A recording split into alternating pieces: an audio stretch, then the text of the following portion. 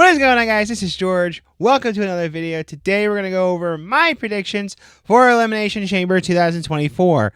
It'll be taking place in Australia, which means over here on the eastern part of the U.S., it'll be on at 5 a.m. I know in like the other side of the country, it's on at 2 a.m., so my condolences.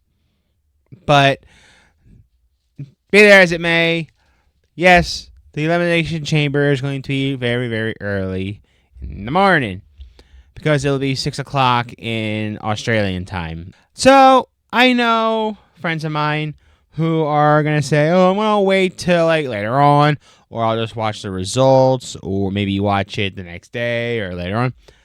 I'm going to be one of the few that are going to be watching it live at 5 a.m. Now, am I going to do a reaction? Live reaction? No. But I'll give my feedback on it, of course, to see how the show went, how the matches were, and all that fun stuff. So, without further ado, let's get into this, starting with the Women's Elimination Chamber match. You have Becky Lynch, Bianca Belair, Liv Morgan, Naomi, Tiffany Stratton, and the returning Raquel Rodriguez. And I just realized I could have done a Jade Cargill joke, but it would have been leaked. Anyway. But yes, we have our Women's Elimination Chamber match, as well as, like I said, the returning Raquel Rodriguez.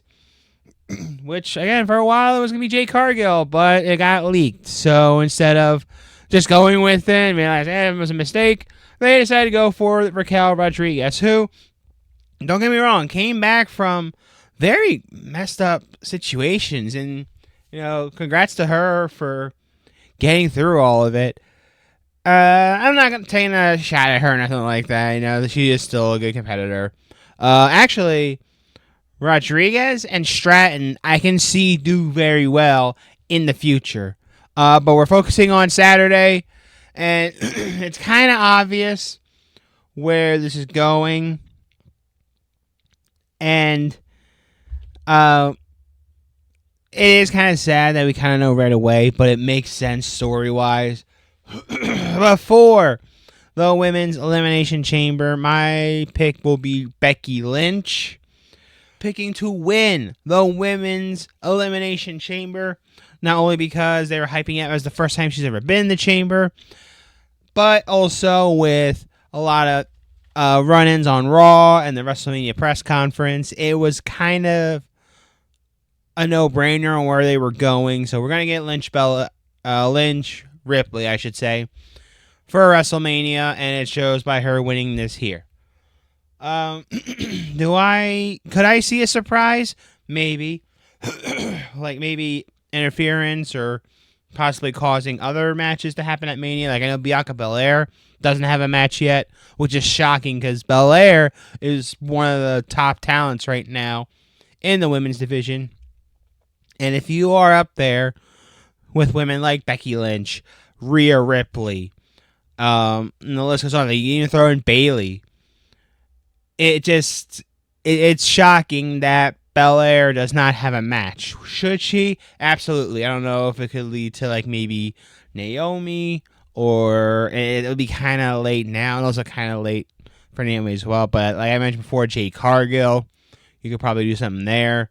I could see something happening, like some type of feud between Liv Morgan and Raquel Rodriguez, considering they both want to go after Rhea because of like maybe injuries or some kind of setback.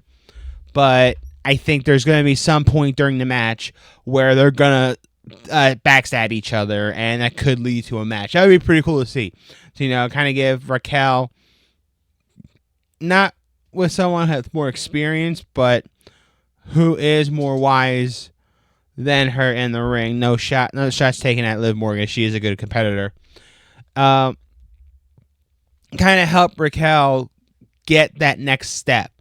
Because honestly, I can see her being that main eventer eventually. I don't say like right now, but I do see it down the road. And what happens then with others? Like maybe Naomi, like I said, they could have a match, her and Belair. Maybe a triple threat with Jade Cargill. Like I said, I don't think Cargill's going to be a part of Mania now, but you never know, and we'll see what happens. But like I said, for my pick, I'm going with Becky Lynch. Following that, we're going to have the Undisputed Tag Team Championship on the line as the Judgment Days, Finn Balor and Damian Priest, take on Tyler Bate and Pete Dunne. Yes, Butch is no more. I couldn't stress it enough. I did not like when Vince turned Pete Dunne, the bruiserweight, one of the most, what do they call it? Bruiser type of wrestler, I guess. And you make into some dude named Butch? I don't understand it. I don't understand it at all. But, you know, Butch is gone. Butch is gone. And Pete Dunne is back. And he and Tyler Bate, they used to team up a lot as well, are taking on the Judgment Days, Damian Priest and Finn Balor for the Undisputed titles. They beat DIY to get this matchup. And this is going to be a weird one because, again, this is a match where it's kind of obvious on what's going to happen. But do you make it not completely one-sided, you know? Like, do you go out there and still give a good match, but have some kind of screwy finish? I could see that happening, and maybe we get a multi-team match for the titles at Mania, because DIY seems to still be in the picture, especially the recent run-ins with R-Truth and The Miz. So we can have Miz Truth in Mania again. You can even throw in, I almost wanted to call him Butch.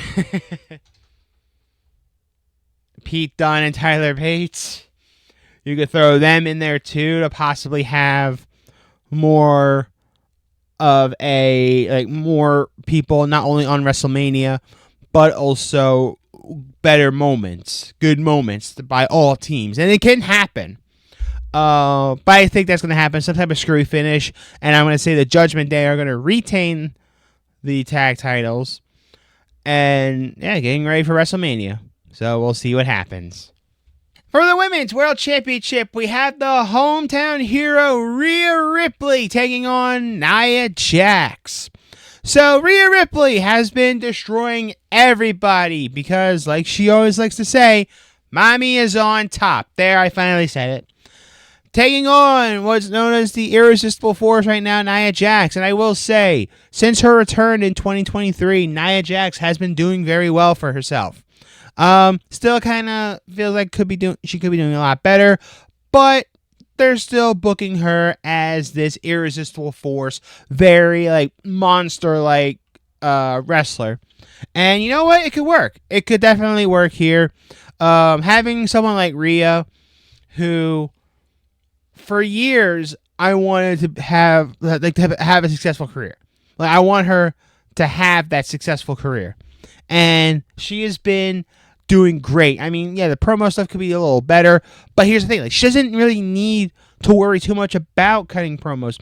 She can just show up, kick someone's ass, walk away, and that's one of the best things that they're doing right now.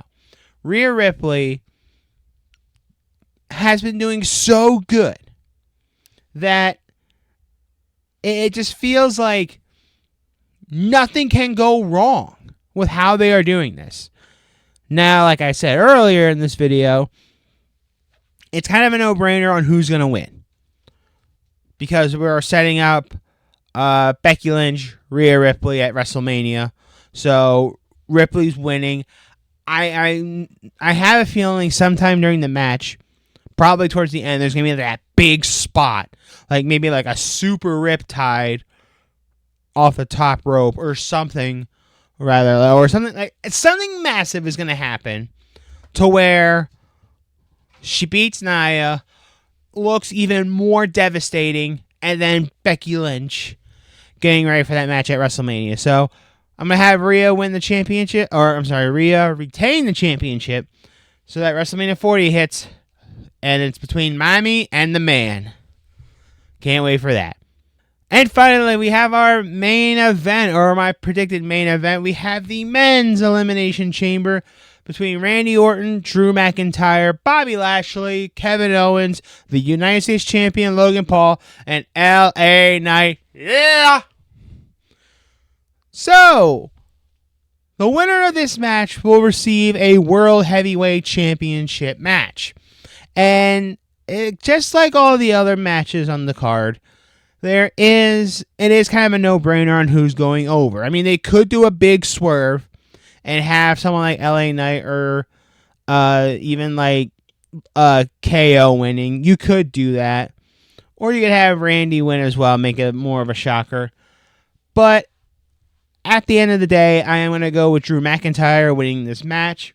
I think right now Drew has been basically destined to win the World Heavyweight Championship. It's kind of like that story. And we'll get to more about stories in a second. But yes, McIntyre, I think he finally wins the Chamber. And he goes on to face Rollins at Mania to hopefully get the world title in front of a crowd. Because the last time he won a world championship, as they love to say over and over again, was with a crowd of 0 people.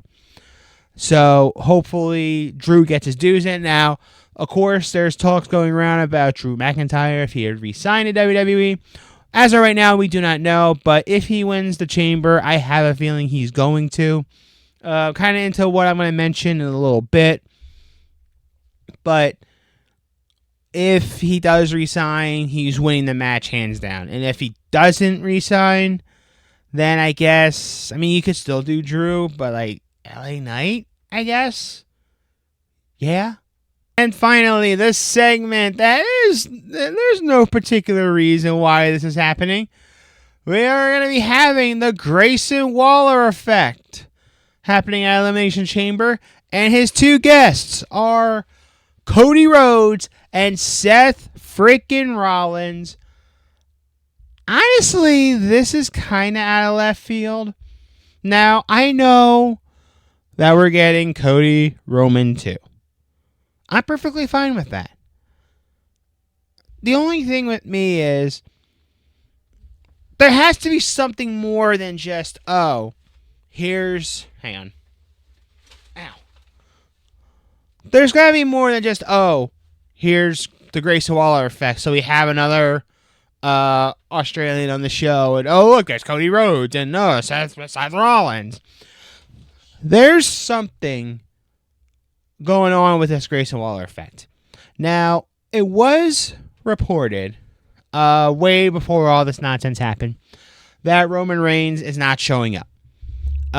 This could be a setup, because I know WWE likes to now send not fake info, but kind of putting different info out there to kind of stop with the leak spreads, hence, aka Jade Cargill. So,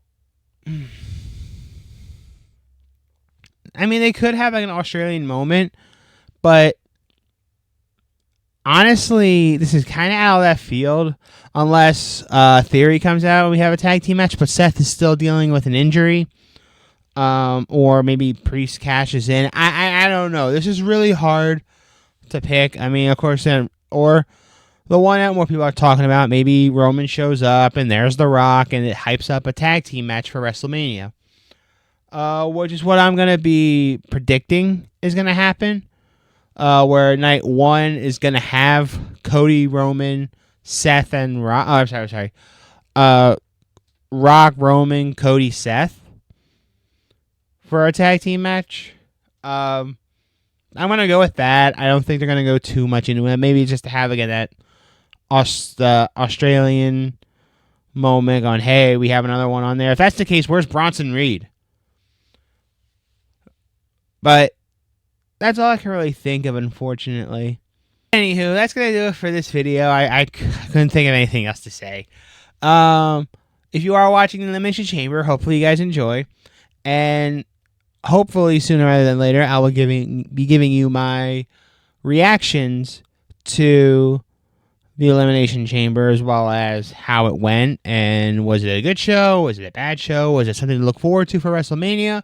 Or do we want to forget about it and just leave it in the corner? Well, I don't know. We'll find out when we get to Elimination Chamber. So thank you guys so much for watching. This is George. I'll see you guys later.